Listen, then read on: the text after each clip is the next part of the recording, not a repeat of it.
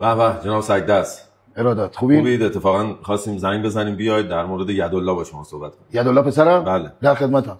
یه خورده شیطنتی زیاد شده، چش دو تا بچه‌ها رو کور کرده. من خودم می‌خواستم بهتون تماس بگیرم. ببخشید یه معلم با وجود شما ندارین تیپا بکشه تو بچه من؟ یکی نداری مشت بزنه تو صورتش این دندوناش خورد بشه؟ من این بچه رو فرستادم مدرسه مرد بشه. یه با وجود پیدا نمیشه چوب درخت آلبالوی تو کمر این بچه خورد کنه. من نمیدونم شما اومده اون روز من میگید بابا اردوی شلمچه کاغذ امضا کن. اردو ببریم بچه رو. من بچه رو فرستادم اینجا. دفعه دیگه اگر دیدم این بچه اومد خونه بیادبی تو مدرسه کرده بود، تمام بدنش کبود نبود، پروندهشو میگیرم از این مدرسه میبرمش. سلام آقای پور الکساندر، برای مشکل آرسوتوش تشریف آوردید؟ بله برای مشکل آرسوتوش به سرم اومدم. ببخشید بچه من می‌خواسته رو میز معلمش پیپی کنه، معلمش گفته نه. خب با چی میگفته؟ بعد اجازه میداده پیپی کنه. این بچه اگر بزرگ شد ترومای گیش زد بالا باید چیکار کنیم؟ ترومای گی؟ بله ترومای گی.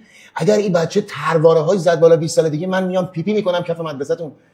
اگر این بچه پس فردا تو جامعه طرد شد به خاطری که شما نذاشتین رو میز معلمت پیپی کنه چی میشه؟ من در این مدرسه رو تخته میکنم یاد بگیری جلو بچه رو برای پوپو کردن و جیجو کردن نگیری.